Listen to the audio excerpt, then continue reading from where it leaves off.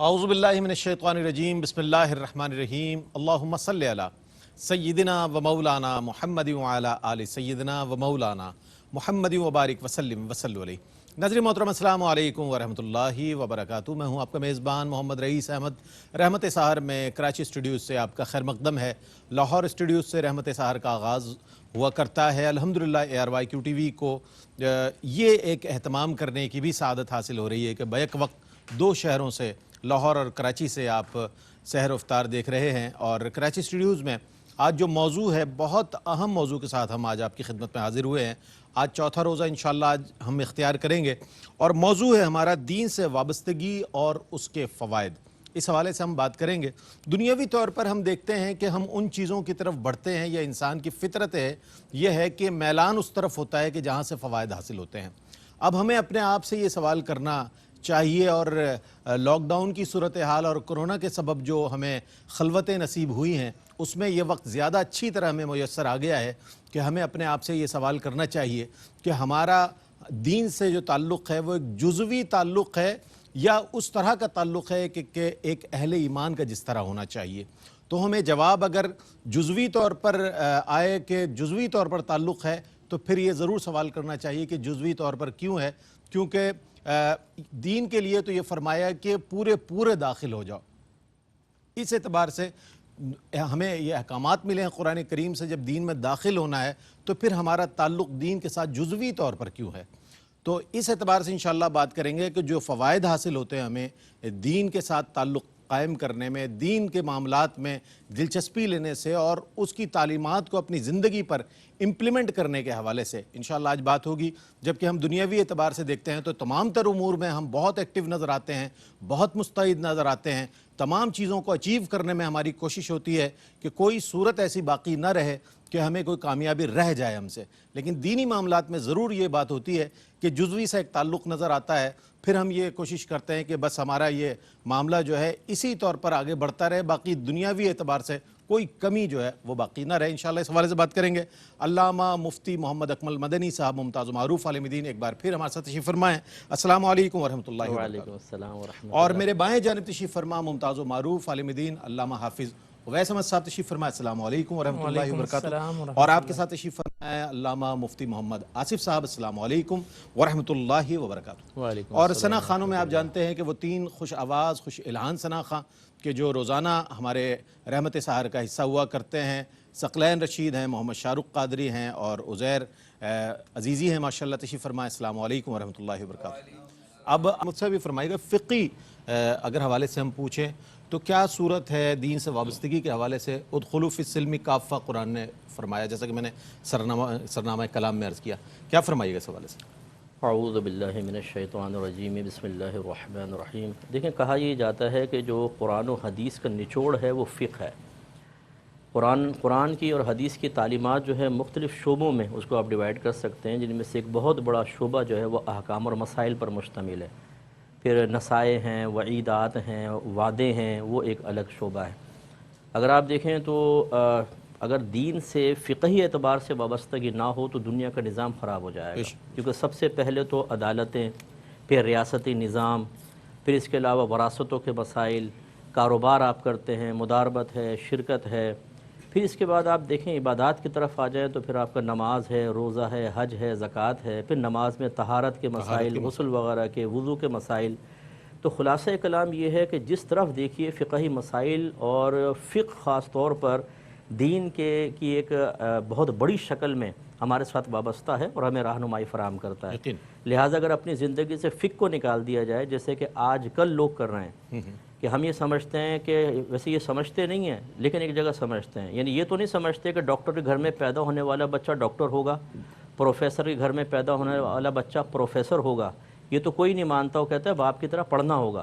لیکن جب ہم دین کے اندر مسلمان گھرانے میں پیدا ہوتے ہیں تو ہر ایک پیدائشی طور پہ سب کچھ جانتا ہے۔ مفتی صاحب مسلمان ہے الحمدللہ، بیٹا پیر ہوگا، ہاں مسلمان ہے الحمدللہ۔ مفتی صاحب اگر کوئی سمجھانے بھی لگے نا پیار محبت سے تو پھر جواب میں اس طرح کا رسپانس ملتا ہے۔ اس لیے اگر یہ ہم فقہی مسائل نہیں سیکھیں گے تو دین سے وابستگی نہ ہونے کے برابر ہوگی۔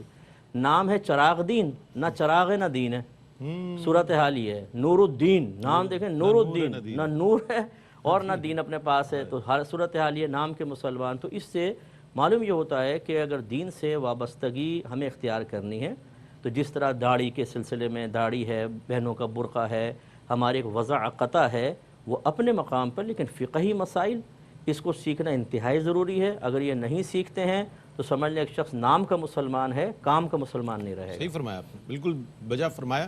یہ اصل میں ایک ایسی بنیاد فراہم ہو جاتی ہے جب مفتی صاحب سے ہم بات کرتے ہیں تو موضوع کے حوالے سے ایک ایسی بنیاد فراہم ہو جاتی ہے کہ پھر اس کے بعد ہم مزید سوالات کو قائم کر سکتے ہیں اور اس کے جوابات آپ تک پہنچا سکتے ہیں. اچھا، دین اور مذہب سے وابستگی کیوں ضروری ہے اور اس کے کیا مقاصد ہونے چاہیے؟ میں چاہتا ہوں اس پر کچھ کلام فرمائیے گا. بسم اللہ الرحمن الرحیم. دین کے ساتھ جو وابستگی ہے اس کی اہمیت اور اس کے مقاصد کے حوالے سے اگر ہم دیکھیں تو 3 پہلوؤں پر رئیس بھائی بات کر سکتے ہیں.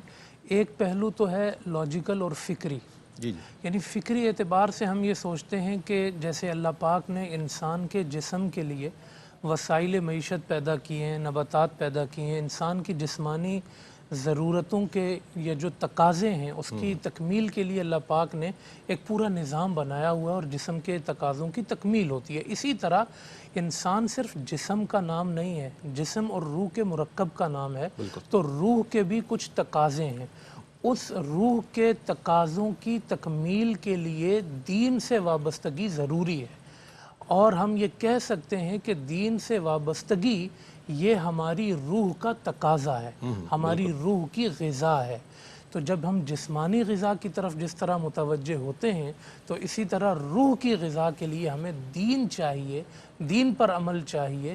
تو فکری حوالے سے بھی دین سے یہ وابستگی ہماری بہت ضروری ہے. دوسرا پہلو اس میں دیکھیں کہ اعتقادی پہلو ہے. اعتقادی حوالے سے ہم یہ کہتے ہیں کہ ہم اللہ کے بندے ہیں. جب ہم اس کے بندے ہیں تو پھر بندگی بھی اسی کی ضروری ہے اور اسی کی بندگی کا نام دین ہے. بالکل بالکل. تو یہ خود اللہ پاک فرماتا ہے نا، یعنی آپ دیکھیں کہ الا یعلم من خلق، کیا وہ اللہ نہیں جانتا کہ اس نے جس کو اس نے پیدا کیا؟ تو جس نے ہمیں پیدا کیا ہے وہی ہمیں بتائے گا کہ زندگی کیسے گزارنی ہے، زندگی کا رنگ ڈھنگ کیا ہونا چاہیے. وہ ہمیں کہتا ہے کہ آپ نے نفس پرستی نہیں کرنی. افرأیت من اتخذ الہہ ہوا. آپ بعض لوگوں کو دیکھیں گے کہ انہوں نے اپنے نفس کو ہی اپنا خدا بنا لیا. وہی کہتا ہے کہ آپ نے مال پرستی نہیں کرنی، مال کو معبود نہیں بنانا. آپ نے دنیا پرستی نہیں کرنی، دنیا کو اپنا معبود نہیں بنانا. آپ کو خدا پرستی کرنی ہے. آپ کو وہ جو آپ کا خالق ہے، وہ جو آپ کا معبود ہے، آپ نے اس کی بات پر عمل کرنا ہے. تو اسی کی بات پہ عمل کرنا یہی دین کے ساتھ وابستگی ہے. تو اعتقادی حوالے سے بھی دین کے ساتھ وابستگی ضروری ہے. تیسرا پہلو اس کا ہے عملی اور تربیتی پہلو. بہت عمدہ. اگر آپ کو دین سے، اگر آپ کو اصلاح کے معیار پہ پہنچنا ہے، اگر آپ کو بلندی کے معیار پہ پہنچنا ہے تو عملی حوالے سے دین کی وابستگی بہت ضروری ہے. جب آپ دین سے وابستہ ہوں گے تو دین آپ کو بتائے گا کہ اخلاق حمیدہ کیا ہے، اخلاق رذیلہ کیا ہے. دین آپ کو بتائے گا کہ حلال کیا ہے، حرام کیا ہے.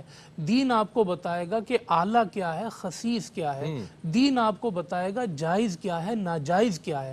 یہ دین کی وابستگی سے ہی آپ کی اصلاح بھی ممکن ہے، آپ کی جو ہے فلاح بھی ممکن ہے، آپ کے ظاہر و باطن کی اصلاح ممکن ہے. تو آپ فکری پہلو سے دیکھیں تو دین کی وابستگی ضروری ہے، اعتقادی پہلو سے دیکھیں تو دین سے وابستگی ضروری ہے، اور عملی اور تربیتی اعتبار سے تو آپ دیکھ لیں کیسے میرے رسول نے چن چن کے شاخیں بتائی ہیں. کیا بات ہے. 72 شاخیں بتائی ہیں کہ یہ ہے، یہ ہے، وہ ساری شاخیں. یعنی دین ایک ایسا درخت ہے کہ جس کے ساتھ آپ وابستہ ہوں گے تبھی آپ جو ہے دنیا و آخرت میں کامیاب ہو سکتے ہیں. یعنی کہ انسان کی فلاح اور کامیابی کے لیے ضروری ہے کہ وہ دین سے وابستہ رہے، چونکہ تمام جیسے حل و حرم کے حوالے سے بتایا اور دیگر زندگی کے تمام مسائل کا جو حل ہے وہ دین میں موجود ہے. لیکن کیا ہے کہ ہم اس سے اٹیچ ہیں یا ڈیٹیچ ہیں، یہ ہمیں سوچنا ہے. اور ہماری کامیابی اور ناکامی کا دار و مدار بھی اسی پر ہے کہ ہم آیا دین کے ساتھ کتنے وابستہ ہیں. علامہ صاحب ہمارے ساتھ موجود ہیں مفتی آصف صاحب. فرمائیے گا حضرت کہ مذہبی تعلیمات اور مذہبی ہدایات جو ہیں وہ انسان کو کس طرح فیض رساں بناتی ہے؟ چونکہ ظاہر ہے دین سے جڑنے کے بعد ہی اس میں کوئی ایسی خوبی پیدا ہوتی ہے کہ وہ دوسروں کے لیے فائدہ مند ہو جاتا ہے. اعوذ باللہ من الشیطان الرجیم، بسم اللہ الرحمن الرحیم. دیکھیں، اسلام جو ہے وہ کامل ہدایت ہے کیونکہ یہ اللہ تبارک و تعالیٰ کی طرف سے بھیجی ہوئی ہدایت ہے. اور اس کی عملی تصویر ہمیں رحمت دو عالم صلی اللہ علیہ وسلم کی حیات طیبہ میں ملتی ہے، اور ہمیں بھی یہ ہدایت دی گئی ہے کہ لقد کان لکم فی رسول اللہ اسوۃ حسنہ۔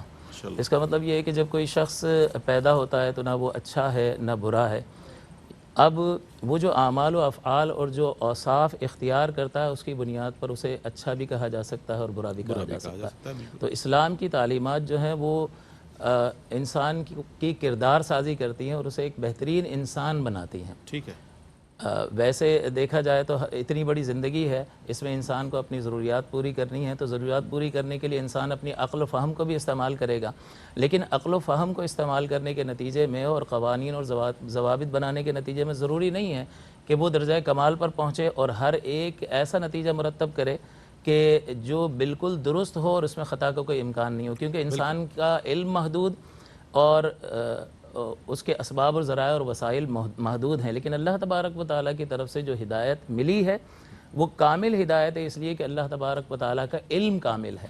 تو اسلامی تعلیمات پر عمل کے نتیجے میں جو شخصیت ہماری وجود میں آتی ہے وہ انسان میں بہت سارے اوصاف حمیدہ کے پیدا کرنے کا سبب بنتی ہے۔ مثال کے طور پر اس کے اندر دیانت پیدا کر دی، تو جب وہ دیانت دار اسلامی تعلیمات پر عمل کرنے کی وجہ سے جب دیانت کا وصف انسان میں پیدا ہو جائے گا تو اس دیانت کے وصف کی وجہ سے ظاہر سی بات ہے اس کی اپنی شخصیت بھی نکھرے گی، اس پر لوگ اعتماد کریں گے اور اس کا فائدہ معاشرے کو بھی حاصل ہوگا، خاندان کو بھی حاصل ہوگا۔ اسی طرح سے سچائی اسلامی تعلیمات کی وجہ سے جب انسان کے اندر پیدا ہو جاتی ہے تو اس سچائی کا نہ صرف اس شخص کو فی نفسہ ہی فائدہ ہوتا ہے اس کی ذات کے اعتبار سے، بلکہ معاشرہ بھی اس سے فائدہ اٹھاتا ہے۔ تو یہ وہ اوصاف ہیں جن کی بنیاد پر ایک بہترین جو ہے وہ شخصیت تعمیر ہوتی ہے، اور اس کی وجہ سے وہ شخص نہ صرف اپنی ذات کے لیے نفع بخش ہوتا ہے بلکہ ساری دنیا کے لوگوں کے لیے نفع کا سبب اور ذریعہ بنتا ہے۔ اور یہ کتابی باتیں نہیں ہیں بلکہ رحمت دو عالم صلی اللہ علیہ وسلم نے صحابہ کرام کی پر مشتمل نفوس قدسیہ کی ایک جماعت تیار کر کے ہمیں دکھا دی،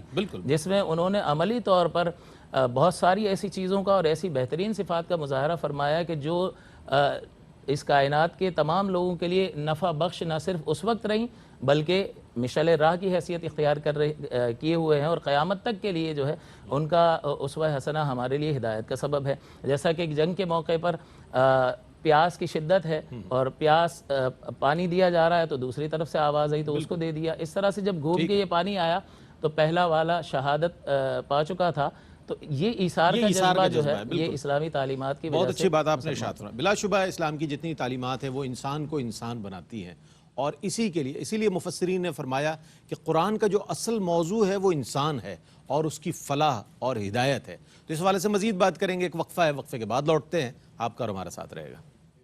ہم آتے ہیں اپنے موضوع کی جانب۔ انسان کی فطری ایک جبلت ہے اس کی کہ اس میں فوائد کو پیش نظر رکھا جاتا ہے کہ وہ کون سا کام اختیار کیا جائے، یا اگر دو چار آپشن سامنے ہیں تو کون سی چیز ایسی اختیار کی جائے جس میں فائدہ ہو۔ مفتی صاحب، اگر دین کے حوالے سے یہ سامنے رکھا جائے تو کیا دین کو اختیار کرنے کے بعد دنیاوی اور اخروی فوائد جو ہیں، میں چاہتا ہوں اگر وہ واضح ہو جائیں تو بہت سے لوگوں کے ذہنوں میں سوالات جو ہیں اس کا جواب آ جائے گا۔ جی ہاں، دیکھیں اگر دنیاوی فائدے دیکھیں تو اس میں اگر اولاد کی دینی لحاظ سے اچھی تربیت کی جائے تو ان کی طرف سے غموں سے انسان محفوظ ہو جاتا ہے، اولاد فرما برداری کرتی ہے۔ جب ماں باپ اس اسٹیج پر آتے ہیں جب محتاج ہو کر بچوں کی طرف دیکھتے ہیں تو یہ دین ہی ہے جو بچوں کو کہتا ہے ماں باپ کی تعظیم کرو، وَلَا تَقُلْ لَهُمَا اف، ان کے سامنے اف بھی مت کہو، کوئی ایسی چیز نہ کرو کہ باعث اذیت ہو۔ ان کا نفقہ مقرر کیا گیا، دیگر چیزیں ہیں۔ اسی طریقے سے ایک بچی اگر ہے تو دین ہی اس کے لیے شادی کا ایک ماحول فراہم کرتا ہے، پھر اس کے حقوق بتاتا ہے۔ ایک بچی اپنا گھر چھوڑ کر کسی گھر جاتی ہے تو ان حقوق کی اگر اس کو سامنے رکھا جائے اور ان حقوق کو پورا کیا جائے تو وہ بہت ہی اچھی پر آسائش زندگی گزار سکتی ہے، چاہے دولت کی فراوانی نہ ہو، گھر میں سکون ہوگا۔ اسی طرح مرد کو اسی شادی، یہ دین ہی ہے نا ہمارا کہ وہ ایک عورت کو بتاتا ہے کہ تمہارے شوہر کا تم پر بہت زیادہ حق ہے۔ نبی کریم صلی اللہ علیہ وسلم نے ارشاد فرمایا کہ اگر میں کسی مخلوق کو سجدہ کرنے کا حکم دیتا تو بیویوں کو حکم دیتا کہ شوہروں کو سجدہ کریں، تو پھر وہ شوہر اس سے فائدہ حاصل کرتا، سب ہوتا ہے۔ اسی طریقے سے دوست سے دینی حوالے سے فائدہ حاصل کرتا ہے۔ یہ دین ہی ہے جو ایک کاروباری کو سکھاتا ہے کہ اگر تم نے جھوٹ بول کے کاروبار کیے یا بددیانتی کی تو آخرت میں حساب ہوگا۔ پھر جب اس دیانت کو اختیار کرتا ہے اور بالکل پراپر امانت کا لحاظ رکھ کے کرتا ہے اس کو بھی فائدہ ہوتا ہے، اس کو دوسروں کو بھی فائدہ ہوتا ہے۔ اسی طریقے سے اگر ایک حاکم اسلام ہے وہ اگر دین کو نافذ کر دیتا ہے پوری ریاست میں امن ہوتا ہے۔ حضرت عمر فاروق رضی اللہ تعالیٰ عنہ نے 10 سال اپنے دور حکومت میں ایک ایسا ماحول فراہم کیا کہ آج برطانیہ کے لاء کو عمر لاء کہا جاتا ہے۔ ان لوگوں نے دیکھا کہ وہ کون سی ایسی چیزیں تھیں کہ عمر فاروق رضی اللہ تعالیٰ عنہ نے ایک بے مثال 10 سال تک حکومت قائم فرمائی۔ تو یہ دین ہی تھا نا کہ عمر فاروق رضی اللہ تعالیٰ عنہ نے اس دین کی تعلیمات، دین کی فکر، آخرت کی گرفت کا احساس، اس چیز نے دیکھیں کتنے لوگوں کو فائدہ پہنچایا۔ وعلیٰ ھذا القیاس اگر ہم گنتے چلے جائیں، ایک اچھا ٹیچر ہے وہ دین اختیار کر لے، بچے اچھے تربیت یافتہ بنیں گے، وہی کل بچے مختلف پوسٹ پر جب آئیں گے، پولیٹکس میں آتے ہیں، جیسے اچھا سیاست دان ہو، دیانتدار، ہر شعبے میں اچھے لوگ ہیں، سیاست دانوں میں، پولیس میں۔ حالانکہ ہمارا پولیس کا تصور آتا ہے ایک نیگیٹو سا ایک تصور آتا ہے، لیکن اتنے اچھے لوگ ہیں، بہت اچھے لوگ ہیں، اس فیلڈ میں بہت اچھے لوگ ہیں۔ اسی طرح کا ڈاکٹر ہے، خدا ترسی ہے اس کے اندر، اس کو کتنا فائدہ ہے۔ تو یہ دنیاوی فائدے ہم ہر شعبے میں دیکھتے چلے جائیں۔ جب ایک انسان ہو دین سے خالی ہو تو نقصانات بہت ہیں، لیکن جب دین آ جائے اور اس پر صحیح طریقے سے انسان عمل کرے تو پھر فائدے فائدے ہیں، اور پھر اس کا اخروی فائدہ تو ہے ہی ہے، ایک اچھی موت ہے، قبر جنت کے باغوں میں سے ایک باغ ہوگی انشاءاللہ، تا حد نگاہ وسیع کر دی جائے گی، اسے VIP پروٹوکول ملے گا کہ فرشتے اس کو عرش الہی تک اس کی روح کو لے کے جائیں گے اور اللہ کی بارگاہ میں سجدہ ریز ہوگی۔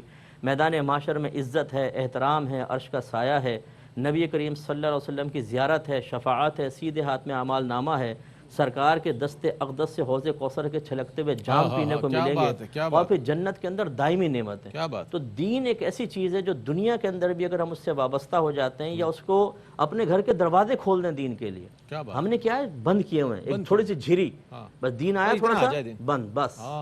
اگر قناعت پسندی کہیں دیکھنی ہو نا تو دین کے معاملات، تو دین کے معاملے میں نظر آئے گی۔ جیسے آپ نے انٹرو میں کہا تھا دین کو کھول دیں، دین کو آنے دیں، دیکھیں دنیا بھی سنور جائے گی اور آخرت بھی سنور جائے گی۔ بعض لوگ کہتے ہیں مفتی صاحب داڑھی رکھ لی تو پھر لڑکی کون دے گا؟ تو میں کہتا ہوں سارے دنیا کے داڑھی والے لڑکیوں کی تلاش میں گھوم رہے پھر رہے ہیں، ان کی اولادیں نہیں، ان کی شادی ہی نہیں ہو رہی۔ ارے بھائی یہ وسوسے دور کریں، آپ دین کی طرف آئیں تو صحیح۔ اور میں ایک جملہ اکثر ہی عرض کرتا ہوں، بس اس پہ بات ختم کروں گا کہ دنیاوی معاملے میں افواہ بھی پاس آ جائے نا، انسان عمل کرے گا، عمل کر لیتا۔ گھوڑے کی نال دروازے پہ لگا دو، حضرت جو موجودہ صورتحال ہے، گھوڑے کی نال دروازے پہ لگا دو، لکشمی آ جائے گی گھر کے اندر، وہ لگا دیں گے فوراً۔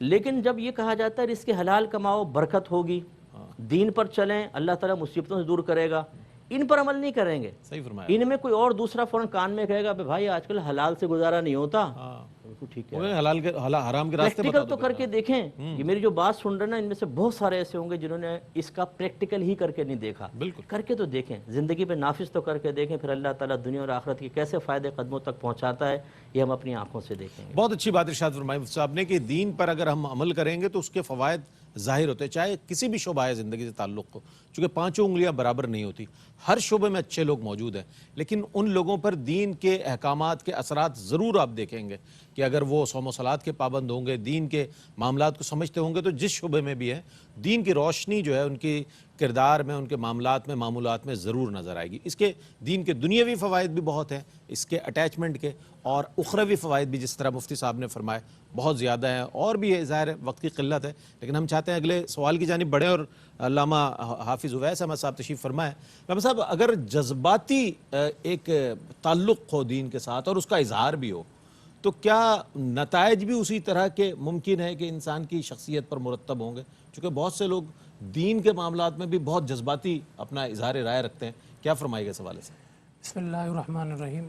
دیکھیں اس کے دو پہلو ہیں، ایک پہلو تو یہ ہے کہ دین پر بڑی شدت کے ساتھ، یعنی شدت جذبات کے ساتھ دین سے محبت کی تعبیر ہے یہ، اگر دین سے محبت کے ساتھ، شدید محبت کے ساتھ کوئی دین پہ عمل کرتا ہے تو یہ ایک مستحسن عمل ہے۔ لیکن کبھی کبھار ایسا ہوتا ہے کہ وہ جو جذبات ہیں وہ غلو کی طرف بھی، حد سے بڑھنے کی طرف بھی چلے جاتے ہیں۔ تو دین بنیادی طور پر اللہ پاک اور اس کے پیارے رسول صلی اللہ علیہ وسلم کے احکامات پر صحیح طریقے سے عمل کرنے کا نام ہے، دین ہمارے جذبات کا نام نہیں ہے۔ یعنی میں اپنی طرف سے کوئی جذباتی ہو کر کوئی بھی چیز جو ہے وہ دین میں ایڈ کر دوں یا اضافہ کر دوں یا اس میں داخل کر دوں اور کہوں کہ جی اس پر میں عمل کروں گا، تو دین میرے جذبات کا نام نہیں ہے، دین اللہ اور اس کے رسول کی باتوں کا نام ہے، ان کی احکامات کا نام ہے۔ پچھلی امتوں کے حوالے سے اللہ پاک نے قرآن کریم میں ذکر فرمایا کہ انہیں حکم دیا گیا کہ لا تغلو فی دینکم، کہ اپنے دین میں غلو نہ کرو۔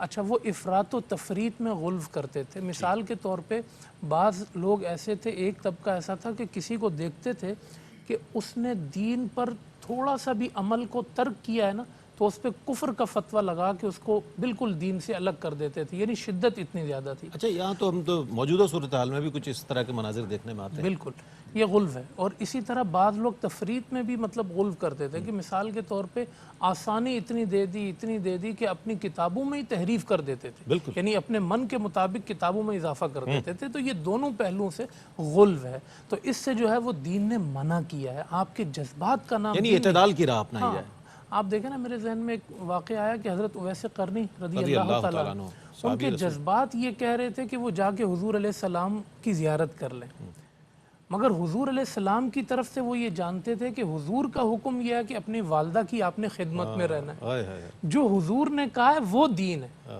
انہوں نے اس پہ عمل کیا، اپنے جذبات کو انہوں نے سنبھال کے رکھا۔ تو مطلب یہ ہے کہ آپ اسی طرح آج کے معاشرے میں جیسے آپ نے بھی اشارہ کیا، تو ہمیں جو ہے وہ جذباتی ہو کر چیزوں میں اضافہ، یہ نہیں کہ ایک چیز واجب نہیں ہے دین میں اور آپ نے اپنے جذبات سے اس کو واجب بنا دیا اور آپ اس پر واجب کا ہی حکم لگاتے ہیں، تو یہ آپ دین میں غلو کر رہے ہیں۔ تو جس چیز کو جس مرتبے پر دین نے رکھا ہے آپ کو اس کو اسی مرتبے پہ رکھنا ہے۔ فرض فرض کے درجے میں رہے گا، واجب واجب، سنت سنت کے درجے میں رہے گی، آپ اس میں کوئی اضافہ نہیں کر سکتے ہیں۔ تو اس کے بہت سارے پہلو ہیں۔ ہاں، البتہ یہ ہے کہ وہ جذبات کے جو پازیٹیو اور مثبت انداز میں آپ جو ہے وہ دین کے لیے استعمال کرتے ہیں اور دین کی محبت میں آپ کثرت سے نماز پڑھتے ہیں، اب نوافل ہیں، آپ کثرت سے نوافل پڑھتے ہیں، صدقات و خیرات دین کی محبت میں آپ کثرت سے دیتے ہیں، تو یہ آپ کے جو جذبات ہیں یہ قابل قدر ہیں۔ بالکل، تو دونوں میں فرق ہے، اپنی اپنی جگہ پر۔ بہت اچھی بات۔ اچھا، اگرچہ مفتی صاحب نے بھی اس پر کلام فرمایا، لیکن ایک سوال ہے جو تشنا ہے، میں چاہتا ہوں مفتی صاحب کی خدمت میں پیش کروں، مفتی آصف صاحب کی۔ چونکہ ہمارے ہاں دیکھا یہ گیا ہے کہ جو بچہ بہت زیادہ ذہین ہوتا ہے اس کو کہتے ہیں بھائی ڈاکٹریٹ پڑھانا ہے، اسے انجینئر بنانا ہے، سائنٹسٹ بنانا ہے اس کو، چونکہ بہت ذہین ہے۔ اچھا، جو بچہ ڈل ہوتا ہے اس کو مدرسے میں ڈلوا دو، جو حافظ قرآن بن جائے گا، مولوی بن جائے گا، مسجد میں لگ جائے گا۔ ہماری سوچ معذرت کے ساتھ یہ ہے، لیکن اب یہ بات یہاں سوال بنتا ہے کہ کیا جب دنیاوی دینوی اخروی جتنے فوائد حاصل ہو رہے ہیں ہمیں، آخرت کے جتنے فوائد مفتی صاحب نے فرمایا اور اس سے بھی زیادہ کتابوں میں جو موجود ہے، کیا دنیاوی اعتبار سے بھی اتنے فوائد ایک دین سے وابستہ فرد کو حاصل ہو سکتے ہیں؟ وہ کامیابیاں اور وہ عروج جو دنیاوی اعتبار سے ظاہری طور پر دیکھا جاتا ہے دین سے وابستہ افراد کو بھی میسر آ سکتا ہے؟ یہ فرمائیے کچھ۔ بسم اللہ الرحمن الرحیم۔ مفتی صاحب نے اس پر سیر حاصل جی گفتگو فرما لی ہے، لیکن یہ ہے کہ شریعت مطہرہ پر عمل کرنے کے سلسلے میں جیسا کہ میں نے پہلے سوال کے جواب میں بھی عرض کیا تھا کہ ایک بہترین مسلمان، ایک بہترین کردار ہمارے سامنے آتا ہے، اور کامیابی حاصل کرنے کے لیے چاہے وہ اخروی اعتبار سے کامیابی حاصل کرنا ہو یا دنیاوی اعتبار سے کسی منزل کو حاصل کرنا ہو، اس کے لیے چند بنیادی اوصاف کی ضرورت ہوتی ہے، جس میں محنت ہے، استقامت ہے۔ تو محنت اور استقامت جس درجے پر ہمیں دین سکھاتا ہے اور دین ہمارے اندر محنت اور استقامت کا جو جذبہ بیدار کرتا ہے، کوئی اور چیز نہیں کر سکتی۔ یہی وجہ ہے کہ ڈاکٹر اقبال نے بھی کہا تھا کہ مسلم آئی ہوا کافر تو ملے حور و قصور، کہ کافروں کو بھی جو یہ نعمتیں حاصل ہیں تو انہوں نے مسلمانوں کے آئین میں موجود جو اوصاف حمیدہ ہیں ان کو اپنے معاشرے پر نافذ کر دیا ہے۔ وہاں پر سچ بولا جاتا ہے، وہاں پر انصاف لوگوں کے ساتھ کیا جاتا ہے، جس کے ثمرات جو ہے چاہے وہ مسلم معاشرہ ہو یا غیر مسلم معاشرہ ہو، یہ بنیادی ایسی چیزیں ہیں کہ جس کی افادیت کو اور جس کی اہمیت کو اور جس کی اثر پذیری کو ہر ایک اپنی عقل کے ذریعے سے جان سکتا ہے کہ جھوٹ برا ہے اور سچ اچھا ہے۔ اسی طرح سے میں معذرت کے ساتھ قطع کلامی کی معذرت، وقفے کی جانب بڑھ رہے ہیں۔ میں نے یہ جو سوال قائم کیا ہے صرف اس بات کو پیش نظر رکھیں کہ جو میتھمیٹکس اور سائنس اور انگلش پڑھانے والے ٹیچرز ہیں ان کو آپ کیا پے کرتے ہیں، اور ایک قرآن پاک پڑھانے والے ایک جو قاری صاحب آتے ہیں ان کو کیا پے کرتے ہیں، آپ کو اندازہ ہو جائے گا کہ ہماری پرائورٹیز کیا ہیں دنیا میں۔ ایک وقفہ ہے، وقفے کے بعد حاضر ہوتے ہیں۔ مجھے امید ہے آپ کا اور ہمارا ساتھ رہے گا۔ ناظرین، آپ کا خیر مقدم ہے۔ آج دین سے وابستگی اور اس کے فوائد ہمارا موضوع ہے۔ مفتی آصف صاحب اپنے جواب کو مکمل فرما دیں تو ایک بہت خوبصورت نعت انشاءاللہ آپ اور ہم سنیں گے۔ بسم اللہ۔ جی بس آخری بات یہ ہے کہ یہ دنیا بھی اللہ کی ہے، آخرت بھی اللہ کی ہے، اللہ تعالیٰ خالق کائنات ہے، اس کی طرف سے کامل ہدایت ہمیں حاصل ہوئی ہے، تو اس کامل ہدایت پر عمل کرنے کی صورت میں کسی نقصان کا اندیشہ ہی نہیں ہے۔ کیا بات، کیا بات۔ کیا بات، مختصر اور جامع کلام فرماتے ہیں مفتی صاحب جب بھی ماشاءاللہ جواب دیتے ہیں. فوائد کے حوالے سے مفتی محمد اکمل صاحب نے، مفتی آصف صاحب نے اور ہمارے علامہ حافظ اویس صاحب نے بہت اچھے انداز میں گفتگو فرمائی. میں یہ چاہتا ہوں مفتی بھی فرمائیے گا کہ ہمارے ہاں یہ دیکھا جاتا ہے تمام چیزیں اگر علماء حضرات سے سن بھی لیں، مفتیان دین سے فتاوی لے بھی لیں، اس کے باوجود بھی کہا جاتا ہے دیکھی جائے گی یار، کر لو، اللہ بڑا غفور الرحیم ہے. تو یہ تمام چیزیں سامنے رکھتے ہوئے اگر اس کا لحاظ نہ کیا جائے تو دنیاوی اور اخروی نقصانات کیا کیا ہے، میں چاہتا ہوں اس پر کچھ کلام فرمائیے گا. دیکھیں میرے خیال میں تو کوئی ایسا شخص کوئی بھی نہیں ہوگا جس نے دین سے وابستگی نہ رکھ کے نقصان نہ اٹھائے ہوں، بالکل ایسا ہی. لیکن ہم ان کو نسبت کر دیتے ہیں دین کے علاوہ چیزوں کی طرف. یہ نہیں ہم کوتاہی کا اقرار کرتے کہ میں دین پہ نہیں چلا اس لیے ایسا ہو گیا، پھپھی نے جادو کرا دیا، خالہ نے ٹونا کرایا ہے، یہ دوست کمبخت ایسا خائن نکلا ہے کہ کچھ انتہا نہیں. وہ میرا پارٹنر جو تھا نا بڑا بہنوئی صاحب دھوکہ دے کے چلے گئے، سارا پیسہ ضبط کر گئے. ہم ان چیزوں کی طرف منسوب کر دیتے ہیں. حالانکہ غور کریں تو جو شخص آپ کے ساتھ چیٹنگ کر رہا ہے، غلطی کر رہا ہے، وہ بھی اس لیے کر رہا ہے کہ دین سے وابستہ نہیں ہے. تو بے شمار نقصانات. اسی طرح آپ یہ دیکھیں گے کہ حکمرانوں کو گالی بکنے والا کہ جی کھا رہے ہیں پیسہ، ہمارے ٹیکس چوری ہو رہی ہے، سب کچھ ہو رہا ہے، لیکن وہ اگر 7 اپ کی ایسی کوئی گاڑی جا رہی ہوگی نا، اس سے ایک بوتل اٹھا کے وہ بھی بھاگ رہا ہوگا. اگر وہ گنے کا ٹرک جا رہا ہوگا تو گنہ وہ بھی کھینچ رہا ہوگا، اور وہ گراؤنڈ ریئلٹی. جی ہاں، تو وہ بھی نہیں چھوڑے گا اس کو. یعنی اگر تھوڑا بھی موقع مل جائے نا کسی کو تو وہ کام کر جائے گا. تو خلاصہ کلام یہ ہے کہ یہ ہم سب اگر دین کے پہلے تو تعلیم حاصل کریں اور اس کے بعد اس کی روشنی میں اپنا اپنا احتساب کریں اور دوسروں کا مشاہدہ کریں، تجزیہ کریں، ان پہ تنقید نہ کریں، لیکن دین کے معاملے کے سلسلے میں جب دیکھیں گے تو ہم دیکھیں گے کہ قدم قدم پر اس دین سے عدم وابستگی کی بنا پر اشارہ ہو رہا ہے. اچھا، پھر اپنی کوتاہی کو نہ مان کر یہ کہنا کہ جی اللہ تعالیٰ میرے ساتھ ایسا کر رہا ہے، یہ بھی غلط. اور اسی طرح کوتاہیاں کرنے کے بعد صرف اللہ کی رحمت پر نگاہ رکھنا، رحمان ہے، رحیم ہے، لیکن اس کی قہاریت اور جباریت کو فراموش کر دینا، یہ بھی غلط ہے. اگر اللہ نے جنت بنائی ہے تو جہنم بھی تو ہے، اس میں بھی بہت سارے لوگ جائیں گے اور مسلمان بھی جائیں گے جو نبی کریم صلی اللہ علیہ وسلم کی شفاعت سے باہر آئیں گے. کافر تو نہیں آ سکتا نا. اس کا مطلب ہے کہ کچھ ایسے ہوں گے جو جہنم میں جائیں گے. اب وہ کچھ کی کتنی تعداد ہے اللہ ہی بہتر جانتا ہے. ہماری دعا یہی ہے کہ ہر ہمارا مسلمان بھائی بہن بروز قیامت بلا حساب و کتاب داخل جنت ہو جائے، یہی ہمیں دعا کرنی چاہیے. لیکن بہرحال یہ اس کا مطلب یہ نہیں ہے کہ اللہ کی رحمت اگر وسیع نظر آئے تو ہم اس کو بنیاد بنا کر پھر اسی رب کی نافرمانی میں مبتلا ہو جائیں. یہ قطعاً غیر مناسب ہے.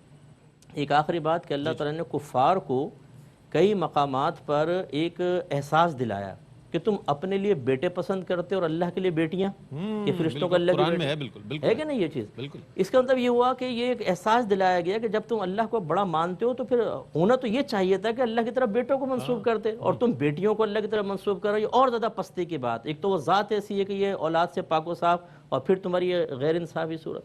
اب یہی چیز ذرا ادھر دیکھ لیں. ہمارے مسلمان بھائی جو چیز اللہ کے ساتھ معاملہ روا رکھنا صحیح سمجھتے ہیں وہ اپنے ساتھ نہیں سمجھتے.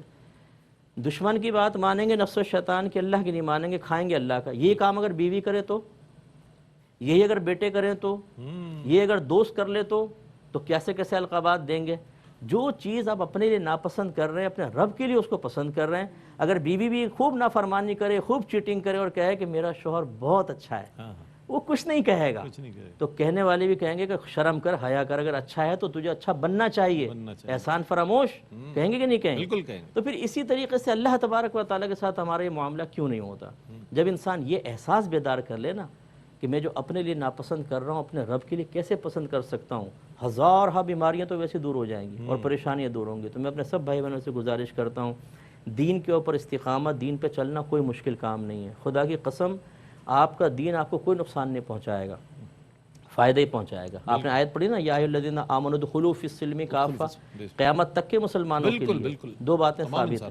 پہلی یہ کہ قیامت تک دین میں مکمل طور پر داخل ہونا ممکن ہے. اگر نہ ہوتا تو لا یکلف اللہ نفسا الا وسعها. اللہ تعالیٰ فرماتا ہے میں کسی جان کو اس کی ہمت سے زیادہ آزمائش میں مبتلا کرتا ہی نہیں. دوسری بات یہ کہ حکم کس کا ہے؟ میرے رب کا. جب اس نے حکم فرمایا دین میں داخل ہو جاؤ تو یہ کیسے ہو سکتا ہے کہ اللہ کا حکم مانے اور محروم ہو جائیں؟ بالکل. ایک شخص کو حضرت سفیان ثوری نے فرمایا کہ حلال کماؤ، حرام کو چھوڑو. اس نے کہا پھر میرا گزارا کیسے ہوگا؟ تو آپ نے فرمایا دیکھو یہ کیا کہہ رہا ہے کہ جب تک اللہ کی نافرمانی کرے گا اللہ اس کو دے گا، اور فرما برداری کی طرف آئے گا تو رزق روک لے گا۔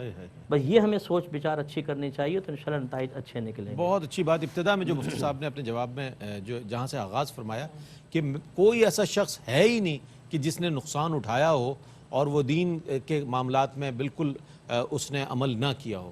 ضرور نقصان ہوتا ہے، ہماری نظر ہم بعد میں اس نتیجے پر پہنچے، لیکن دین کے احکامات سے ضرور غفلت ہوتی ہے جس کے سبب کوئی نہ کوئی نقصان ہوتا ہے۔ اور دوسری بات یہ کہ ہم نے پرائیورٹیز کے حوالے سے بہت اچھی بات مفتی صاحب نے فرمائی کہ ہم نے الگ الگ معیارات رکھے ہوئے ہیں اپنے لیے الگ، اور اللہ کے احکامات اور اس کے جو اس کے حوالے سے ہمیں عمل کرنا ہے۔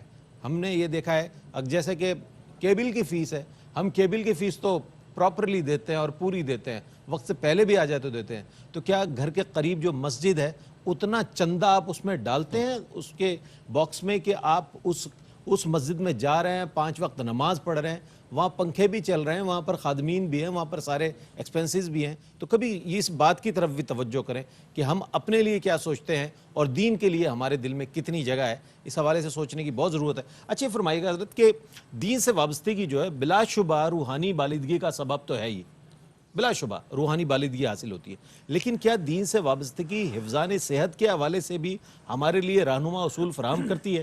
جواب یقیناً میں آپ کا لوں گا، لیکن ایک وقفہ ہے، وقفے کے بعد لوٹتے ہیں، مجھے امید ہے آپ کا اور ہمارا ساتھ رہے گا۔ آپ کا خیر مقدم ہے۔ میں نے سوال پیش کیا تھا کہ بلا شبہ ہماری دین سے جو وابستگی ہے ہماری روحانی بالغی کا سبب بنتی ہے اور ہوتی ہے۔ یقیناً جو لوگ دین سے وابستہ ہوتے ہیں بڑے تر و تازہ ہوتے ہیں، دعائیں کرتے ہیں اللہ کی بارگاہ میں، اور ایک ان کا ایک اللہ سے تعلق نظر آتا ہے، تعلق باللہ نظر آتا ہے، اور انہیں عبادات میں حلاوت محسوس ہوتی ہے۔ یہ تو روحانی بالغی کا ہے، لیکن کیا دینی تعلیمات اور ہدایات جو ہیں انسان کو حفظان صحت کے اصولوں کے حوالے سے بھی کیا ہدایت فراہم کرتی؟ میں چاہتا ہوں کچھ فرمائیے۔ بسم اللہ الرحمن الرحیم۔ جی یقیناً ہم نے بات اس حوالے سے کی بھی کہ انسان کی روح کی جو غذا ہے وہ بھی دین ہے، تو جس طرح نماز ہے، روزہ ہے، دیگر احکامات ہیں ہماری روح کو بالغی دیتے ہیں، ایسے ہی اسلام ہمارے جسم کا جو نظام ہے، اس کی صحت کا جو نظام ہے، اس کے لیے بھی بھرپور تعلیمات دیتا ہے۔ آپ قرآن کریم کی ایک آیت کریمہ دیکھیں کہ فرمایا کہ یا ایھا الناس کلوا مما فی الارض حلالا طیبا، کہ لوگوں تم حلال اور طیب کھاؤ۔ آپ دیکھیں اس میں حلال کھانا جو ہے نا یہ چلا جاتا ہے روحانی نظام کی طرف، اور طیب پاک صاف ستھرا کھانا چلا جاتا ہے۔ ضمن ایک سوال طالب علم آنا، حلال اور طیب کا ذکر ہے آپ نے جیسے قرآن، تو کیا حلال طیب نہیں ہوتا؟ یہ حلال اور طیب کو کیوں دونوں کو ساتھ فرمایا وہی گیا؟ میں ذکر کر رہا ہوں، حلال کا ذکر فرما کر روحانی نظام کی طرف، یعنی حلال وہ کمائی ہے کہ جس میں آپ نے کوئی حرام کی آمیزش نہیں کی ہوئی ہے، اس کے اندر سود شامل نہیں ہے، اس کے اندر چوری کا مال نہیں ہے، ڈکیتی کا مال نہیں ہے، دھوکے کا نظام نہیں ہے، یہ سب روحانی نظام کی طرف آپ دیکھیں۔ اور طیب ایک چیز کا پاک صاف ہونا، ستھرا ہونا، حلال کے ساتھ ساتھ مثال کے طور پہ ایک مٹی ہے، یہ بھی حلال ہے، لیکن آپ کے کھانے کے لیے یہ طیب نہیں ہے، صحیح ہے نا؟ تو مطلب طیب کا معنی یہ ہے کہ وہ چیز حلال بھی ہو، ساتھ ساتھ صاف ہو، ستھری ہو، تو یہ نظام چلا جاتا ہے جسمانی نظام کی طرف۔ تو قرآن جب بھی بات کرتا ہے آپ کی روح کے لیے بھی تعلیمات دیتا ہے، آپ کے جسم کے لیے بات کرتا ہے۔ خود قرآن کہتا ہے کہ وَلَا تُلْقُوا بِأَيْدِيكُمْ إِلَى التَّهْلُكَةِ، کہ اپنے آپ کو ہلاکت کی طرف مت ڈالو۔ ایسی کوئی بھی چیز ہے جو حفظان صحت کے اصولوں کے خلاف ہے، کوئی بھی چیز آپ ایسی استعمال کرتے ہیں تو دین اس کو منع کرتا ہے۔ یہ آیت فوراً آ جاتی ہے وَلَا تُلْقُوا بِأَيْدِيكُمْ إِلَى التَّهْلُكَةِ۔ صفائی ستھرائی کا آپ نظام دیکھیں، وہ حفظان صحت کے لیے ہے کہ آپ ہاتھوں کو دھوتے ہیں، آپ وضو کرتے ہیں، آپ حضور صلی اللہ علیہ وسلم نے صفائی کو نصف ایمان قرار دیا ہے۔ یہ ساری چیزیں صفائی کا اور طہارت کا ایک پورا قرآنی نظام ہے، حدیث کا نظام ہے، تو یہ سب انسان کے حفظان صحت کے لیے ہی ہے۔ اور ایسی تمام چیزیں جو صحت کو نقصان پہنچاتی ہوں شریعت نے ان کو منع کیا، اور ایسی تمام چیزیں جو آپ کے صحت کے لیے نفع بخش ہوں، جیسے مفتی صاحب ذکر کرتے بھی رہتے ہیں کتنے کھیل ہیں، اگر آپ ان کو اس نیت سے کھیل رہے ہیں، یعنی وہ کھیل کے جو انسان کو صحت بخش رہے ہوں، انسان کو مشقت میں، تو وہ اس نیت سے کھیلنا، وہ اسلام اس پہ بالکل پابندی نہیں لگاتا ہے۔ تو جسمانی صحت کی بھی قرآن میں آپ دیکھیں گے، حدیث میں آپ دیکھیں گے، تفصیل کے ساتھ جو ہے وہ اس کے لیے بات کی گئی ہے۔ ٹھیک ہے، اچھا، خوف و خطر ایک ایسی چیز ہے کہ جس کے سبب انسان جو ہے نا بے راہ روی کا شکار ہو جاتا ہے. تو یہ فرمائیے گا مفتی صاحب، میں آپ کی خدمت میں یہ عرض کرنا چاہتا ہوں کہ جو دین سے وابستہ لوگ ہوتے ہیں ان کی سوچ اور فکر میں بھی ایک مضبوطی، ایک پائیداری ہوتی ہے تیقن کے سبب، اللہ پر یقین کے سبب. کیا فرمائیے گا ان ابہام سے اور اس تشکیک سے انسان باہر آ جاتا ہے اگر دین سے اس کا تعلق مضبوط ہو؟ اس حوالے سے کچھ فرمائیے گا. جی، اس میں اللہ تعالیٰ نے اس دنیا کو دار ابتلا بنایا ہے، جی. اور آزمائش کے بارے میں سورہ بقرہ میں اللہ تعالیٰ نے واضح طور پر یہ بیان فرمایا کہ وَلَنَبْلُوَنَّكُمْ بِشَيْءٍ مِّنَ الْخَوْفِ إِلَىٰ آخِرِ الآیہ، کہ ہم ضرور آزمائیں گے. تو آزمائش جو ہے وہ انسان کی ضرور کی جائے گی، اور اللہ تعالیٰ نے مختلف انواع کا تذکرہ بھی فرمایا کہ ہم مختلف طریقوں سے لوگوں کی آزمائش کریں گے. تو آزمائش تو ضرور کی جائے گی. اب اس کے ساتھ ساتھ اللہ تعالیٰ نے جو احکامات دیے ہیں اس کے نتیجے میں انسان کی سوچ اور فکر جو ہے وہ بہتر ہوتی ہے، اور سوچ اور فکر کے نتیجے میں اس کے اعمال اور افعال پر اس کا ایک بہت زبردست مثبت اثر قائم ہوتا ہے، جس کی بنیاد پر اس کے اندر صبر پیدا ہوتا ہے. کیونکہ انسان پر جتنے بھی احکامات اللہ تعالیٰ کی طرف سے لازم کیے گئے ہیں انہیں احکام تکلیفیہ کہا ہی اس لیے جاتا ہے کہ اس میں انسان کے لیے کچھ مشقت ہے، کچھ تکلیف ہے، جس کی بنیاد پر وہ صابر جو ہے وہ صبر اس کے اندر پیدا ہوتا چلا جاتا ہے. تو اللہ تبارک و تعالیٰ کی طرف سے جو آزمائش آتی ہے اس کو ہم ٹال نہیں سکتے، وہ تو اللہ تعالیٰ کا ارادہ ازلی ہے، وہ آ کر رہے گی. اس سلسلے میں صبر ہی وہ چیز ہے کہ جو انسان کی مدد کرتا ہے، اور اللہ تعالیٰ کی بارگاہ میں گزارش اور دعا. اور بعض مشقتیں ایسی ہوتی ہیں کہ جو انسان کی اپنی کمائی کی وجہ سے ہوتی ہیں، کہ اللہ تعالیٰ نے خود فرمایا وَمَا أَصَابَكُم مِّن مُّصِيبَةٍ فَبِمَا كَسَبَتْ أَيْدِيكُمْ وَيَعْفُو عَن كَثِيرٍ، کہ تمہاری طرف جو کچھ مصیبت متوجہ ہوتی ہے تو وہ تمہاری ہاتھوں کی کمائی ہے، اور اللہ تعالیٰ بہت سی چیزوں سے تو درگزر فرما لیتا ہے، یعنی ہر خطا پر گرفت بھی نہیں فرماتا. تو یہ جو انسان جو ہے جب اسلام سے اور دین سے روگردانی کرتے ہوئے کچھ اپنے نظام نافذ کرنے کی کوشش کرتا ہے، اور اس کی بنیاد پر جب اس کو نقصان اٹھانا پڑتا ہے تو اس کو یہ ہدایت دی جاتی ہے کہ بھائی جو سبب ہے اس نقصان کا اس سبب کو دور کر دو، تو یہ مصیبت اور آزمائش جو ہے وہ تمہاری قدرت میں ہے، تم اس سے باہر نکل سکتے ہو. تو مسئلہ یہ ہے کہ آزمائش ضرور ہوگی. اللہ تعالیٰ نے فرمایا یقتلون و یقتلون، کہ یہ جہاد کے میدان میں جاتے ہیں تو ایسا نہیں ہے کہ اللہ کے کلمے کو بلند کرنے کے لیے جا رہے ہیں تو جیت کر ہی آئیں گے اور انہیں کوئی ضرر نہیں پہنچے گا. ان کی بھی آزمائش ہے کہ اللہ تعالیٰ کی رضا کے لیے، اس کے کلمے کو بلند کرنے کے لیے اپنی سب سے قیمتی شے یعنی اپنی جان قربان کر سکتے ہیں یا نہیں. تو قتل ہوتے بھی ہیں اور قتل کرتے بھی ہیں. اسی طرح اللہ تعالیٰ نے بڑا اجر و ثواب جو ہے وہ بیان فرمایا اور انعام کا تذکرہ فرمایا، جس کی بنیاد پر جو ہے انسان جو ہے اس کو ایک مضبوطی حاصل ہوتی ہے کہ آخرت ہی اصل جو ہے وہ انسان کا گھر ہے، اور آخرت کا جب اللہ تعالیٰ بہترین بدلہ عطا فرماتا ہے تو پھر وہ دنیاوی مصیبتوں پر صبر کرتا ہوا دکھائی دیتا ہے اور مضبوطی کا مظاہرہ کرتا ہے. حضور صلی اللہ علیہ وسلم نے فرمایا کہ مومن کو جب کوئی کانٹا بھی چبھتا ہے تو اس کے بدلے میں اللہ تعالیٰ اس کے لیے اجر لکھتا ہے اور اس کے گناہوں کو معاف فرما دیتا ہے، اور اگر نیک آدمی ہے تو اس کے درجات کی بلندی کا سامان ہوتا ہے.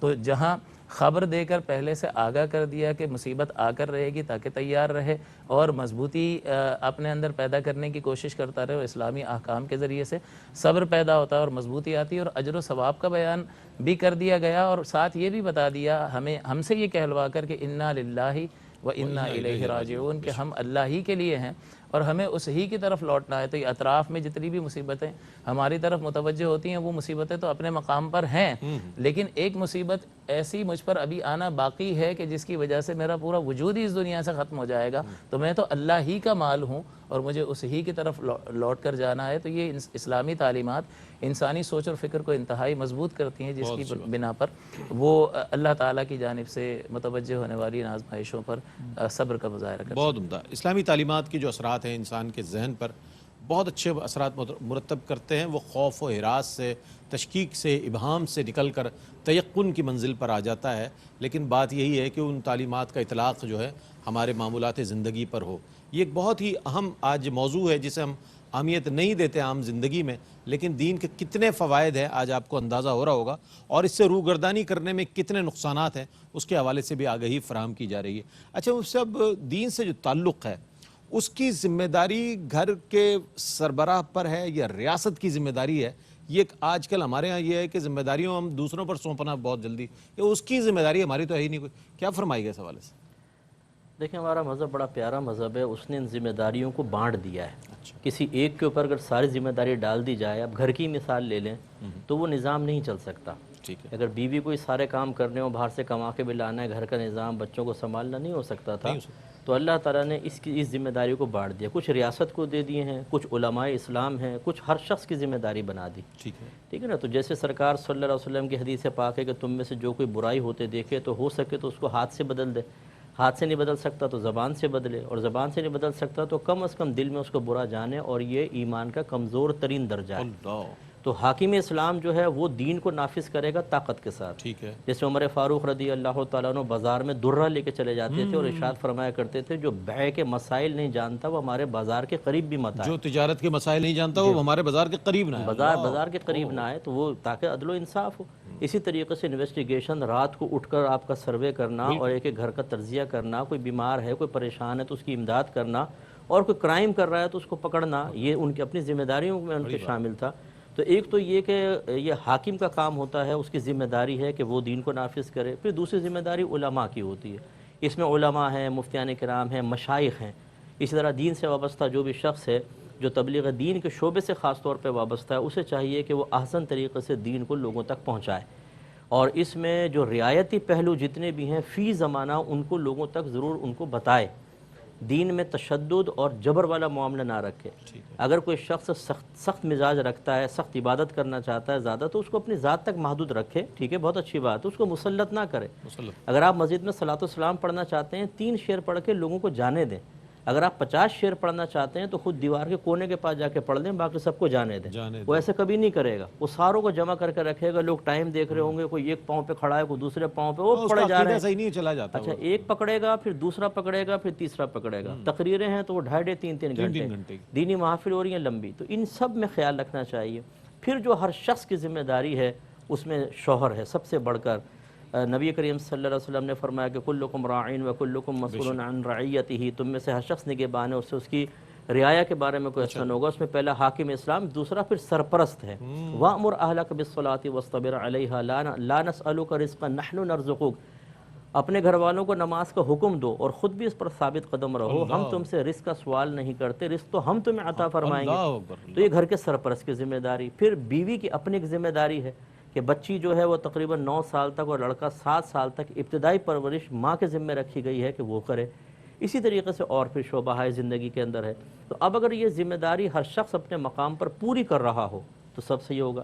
ہمیں حضرت نے مثال دی، وہ بالکل صحیح مثال تھی. باہر کے ملکوں میں آپ چلے جائیں، یہ شاید مفتی آصف صاحب نے دی تھی کہ وہ لوگ ہمارے دین کو دین سمجھ کر تو نہیں لیکن عقلاً اچھا اور بہتر سمجھ کر نافذ کرتے ہیں، اور پھر ہر شخص اس میں کوآپریٹ کرتا ہے. آپ نے بھی عمر لاء کی بات کی تھی، اس میں کوآپریٹ کرتا ہے. آپ یہ دیکھیے کہ گورنمنٹ اپنا کر رہی ہے تو ہر شخص یہ سوچ کر، چاہے سوچ اور فکر یہ ہوتی ہے کہ نہیں مانیں گے تو ایسا نہ ہو فائن لگ جائے، کوئی لائسنس پہ پوائنٹ لگ جائے، لیکن ہر شخص اپنی ذمہ داری پوری کر رہا ہوتا ہے نا. بالکل بالکل. گھر میں سب جگہ ٹیچرز اپنی کر رہے ہیں تو آپ اس معاشرے کو دیکھیے کتنا ایک مثالی معاشرہ ہے.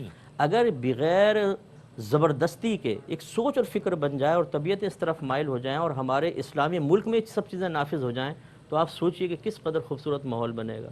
اب بھی ہم گھروں میں بند ہیں نا، اور بیٹھے ہوئے ہیں گھروں کے اندر. خوف کیا ہے؟ نہیں جی باہر نکلیں گے پکڑیں گے. کسی کو مرغا بنایا ہوا ہے، کسی کے کندھے پر ڈنڈا، 3-4 ڈنڈے پڑے ہوئے ہیں بعضوں کے، مجھے بتایا قریب لوگوں نے.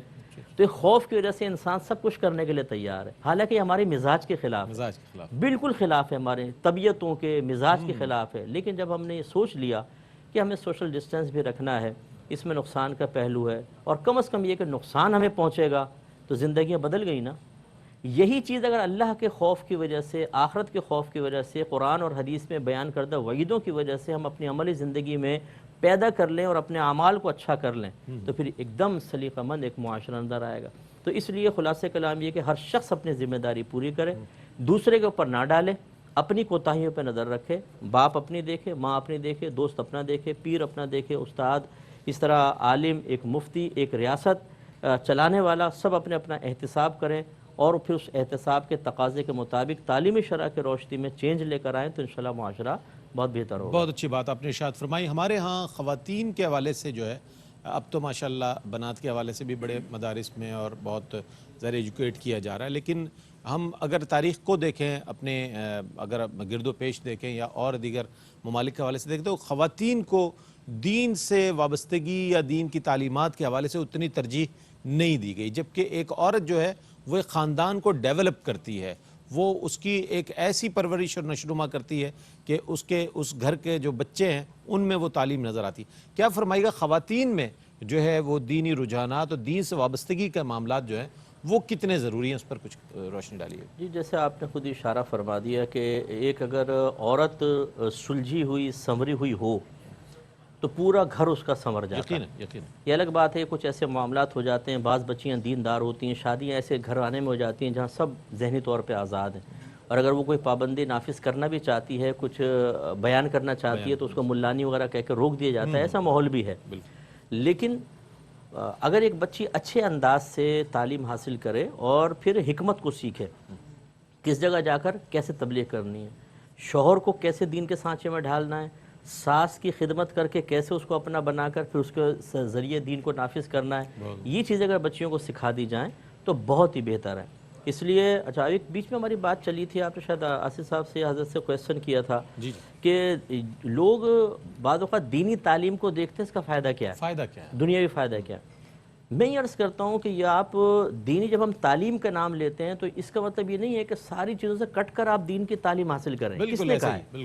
میں تو کہتا ہوں آپ ڈاکٹر ہیں عالم بھی بنیں، آپ انجینئر ہیں عالم بھی بنیں، بہت اچھی بات ہے، آپ پروفیسر ہیں عالم بھی بنیں، دین کے دروازے کھلے ہیں آپ کے لیے، بزنس مین ہیں عالم بھی بنیں. واہ واہ. تو آپ ایک طرف آپ کے اللہ کی بارگاہ میں آپ کے درجات بلند، اور جو آپ کو خوف تھا کہ دین کے ذریعے میری معیشت پر یا معاشرت پر فرق نہ پڑے، وہ بھی خوف ختم ہو جائے گا.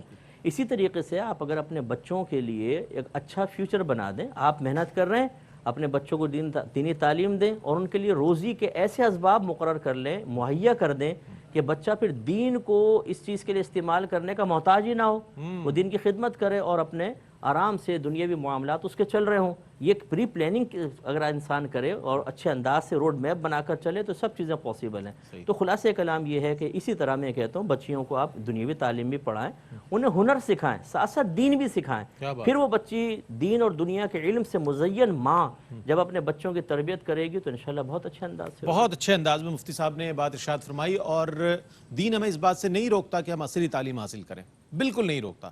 ضرور حاصل کریں، اچھے انداز میں اس کو اسپیشلائز کروائیں، ضرور کروائیں، لیکن دین کی سمجھ بوجھ ضرور ہونی چاہیے. دین کے دروازے آپ کی زندگیوں پر اور آپ کی معاملات زندگی پر بند نہیں ہونے چاہیے، چونکہ جب دین آ جائے گا آپ کے معاملات زندگی میں، آپ کے پروفیشن میں، تو مزید نکھار آ جائے گا. اس میں کوئی تنزلی کی طرف آپ نہیں جائیں گے بلکہ ترقی کی طرف آپ کی زندگی جائے گی انشاءاللہ. اور خواتین کے حوالے سے جو مفتی صاحب نے فرمایا، بڑی کمال بات ارشاد فرمائی کہ جب ایک لڑکی، ایک بچی جب تعلیم یافتہ ہوگی، یعنی کہ دینی تعلیم سے آراستہ ہوگی، تو وہ جس گھر میں جائے گی وہ گھر بھی یقیناً اس گھر کے لوگ بھی اس سے مستفید ہوں گے، اور اس گھر میں مزید جو نسل آئے گی وہ بھی دین کے احکامات سے ضرور آراستہ اور پیراستہ ہوگی. وقفے کی جانب بڑھ رہے ہیں، وقفے سے لوٹیں گے انشاءاللہ تو پھر ہمارے ثنا خواں حضرات بارگاہ ختمی مرتبت صلی اللہ علیہ وآلہ وسلم میں اپنی عقیدت نظر کریں گے. مجھے امید ہے آپ کا اور ہمارا ساتھ رہے گا.